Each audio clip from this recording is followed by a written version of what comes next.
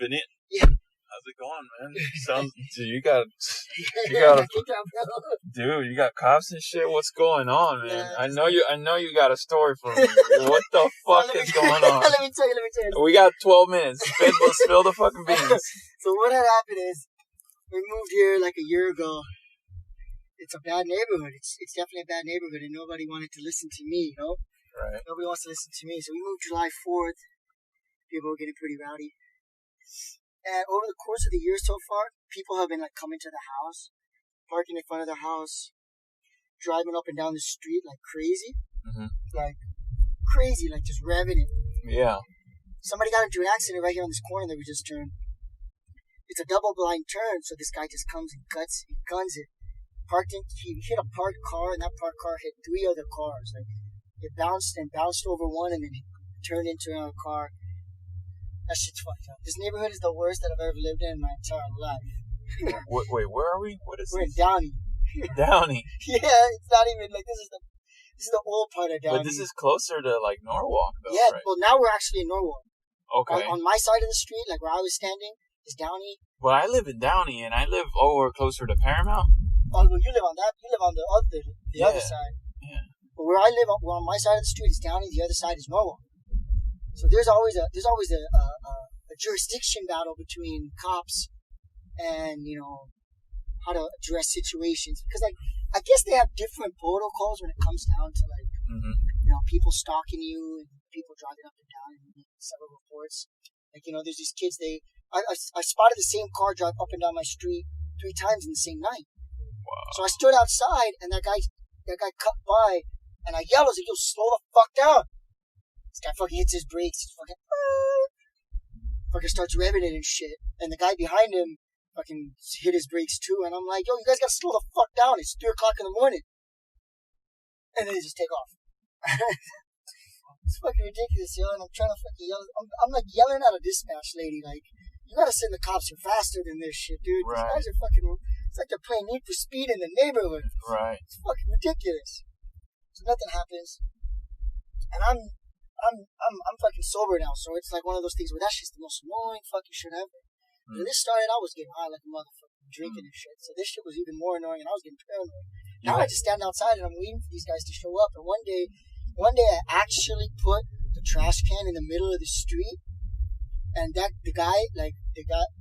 group of cars, trying to fuck with. I was thinking I should buy like a spike strip and shit, or Need for Speed and shit.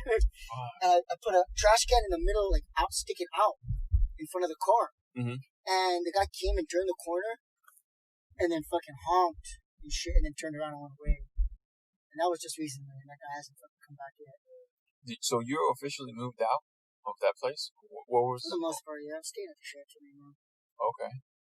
So the cops came initially for the... Yeah, I was just arguing with my mom because the door is left open constantly. It's left open constantly. Like, the bottom lock is locked, but the door is still ajar. Right. And I have a key, so it's one of those things that pisses me off. It's like, I have a key to the house. I'm not really sure why the fuck that shit is unlocked. Like, yo, why do I live in a house where you guys are not paying attention to this? Because I've had it so bad with these guys. Somebody, they just don't want to admit to it. But somebody came into my room when we first moved here. Somebody had a key. It's probably my stupid brother as usual. But somebody had a key to my house, and they came into the house, and they put bed bugs everywhere, like on my clothes and my bed. I shit you not, dude. I shit you not. And I've had a dog before, so it's like I know when you get like itchy from like some type of like like bugs or something, like because they're rolling around in the dirt or some shit. Right. I'm not rolling around in the dirt, and we don't even have a dog at the house. So I'm over here wondering where the fuck this is coming from when I don't do anything except stay at home. The one time I want to go out, it's like, who the fuck went into my house? And they don't want to believe me. I'm fucking itching like a crazy person, so I take a fucking super hot shower. And then I'm like, well, my whole fucking room is bugging. So I gotta fucking wash all my laundry, wait for the morning time. Because this is like at 2 o'clock in the morning when I figure this shit out. It's the worst that you can't call nobody. Right. I fucking have to call somebody in the morning, 11 o'clock in the morning. Somebody shows up with a big ass fucking super duper vacuum and shit. Fucking ready to fucking power wash the whole fucking room. So they get their whole mattress done, they get the whole floor done, finally put everything back. And it happened again. It happened again to my hats. And I'm like, this is ridiculous, dude. I don't know what's happening. And I asked them again, I'm like, yo, does any of your stuff get, or does any of your shit get itchy or some shit? I'm like, what are you talking? They're like, what are you talking? What are you talking? I'm like, nah. I'm like, no, listen to me. If you, do you understand what I'm telling you? It's like, this shit's happened so many times. Where I'm like, I was so paranoid. I looked into getting like these big ass like binoculars, like the ones in Ocean's 11. Right. And they put those bugs everywhere in the room, and they're like looking and shit. I'm like, yo, I gotta buy one of those and I can prove that shit. I look it up, it's like $750. So I was like, fuck, that's not gonna work. I'm fucking over here going through like all types of bullshit spy gear and shit, trying to figure out how to catch somebody doing something as if it's like I guess possible. I don't know.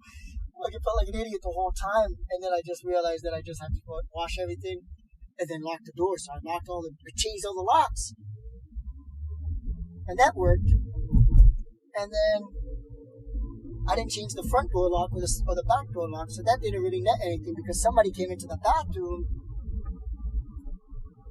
and fucking pissed all over the floor or some shit. I don't know. They put bed bugs in my fucking. I guess they put bed bugs in the whole bathroom. It was in the fucking body wash.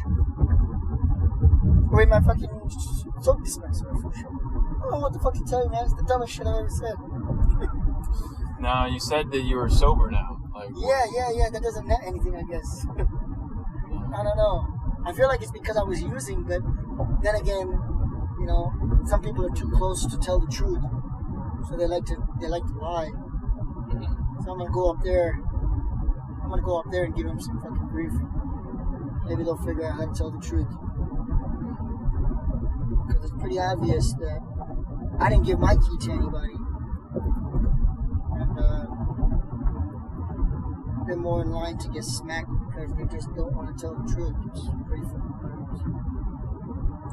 What I mean by, you said you were sober now, so you're not using alcohol or drugs? No drugs, no alcohol, no cigarettes, no nothing, dude. I don't even smoke weed. Right. Cause I was watching a TV show and that guy was like, oh, I'm sober. Pulls out a fat joint, starts smoking it, and the guy's like, I thought you were sober. He was like, oh, this is California sober. I laughed so hard. I was like, that's a good idea, but I don't really want to smoke weed anyway. It's a lot of work. What made you want to go sober? Just struggling with pain. I wasn't able to compute really much about how my pain controlled me and how it made me a different person, how it made me, you know, want alcohol and drugs more than, you know, possibly anything else. I'm taking like these DUI classes I got to because I got a DUI, so I got to do these classes. Oh, the classes. Tell me about the DUI. When you get a DUI, I heard that was like $10,000 in fines and fees. I paid over $15,000 so far over like fees, classes. The class I was going to was $5,000 for 18 months. I had to sell my car for that.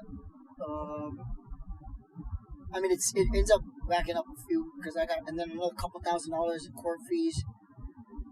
And then given that I was still using and doing drugs and stuff like that and drinking, it's constantly missing court dates, constantly missing classes. So every time you miss a class, you gotta pay $15. You know, every time you get returned to court. I went to jail for 3 days because of it. So, you know, that's just time out of my pocket. Like it costs you a lot more because I lost my job too because I couldn't go to. I got my first DUI on the weekend and I couldn't go to work the next day, so I lost money right there. You lose money not going to work. The second DUI that I got, I was out in Glendale. I couldn't go to work the next day either.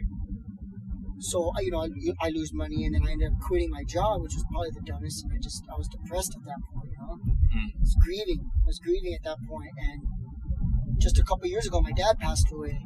So I was grieving for a really long time, using drugs and doing drugs and drinking alcohol a lot. Do you have your license yet, or do you still have to? How many more years you gotta wait?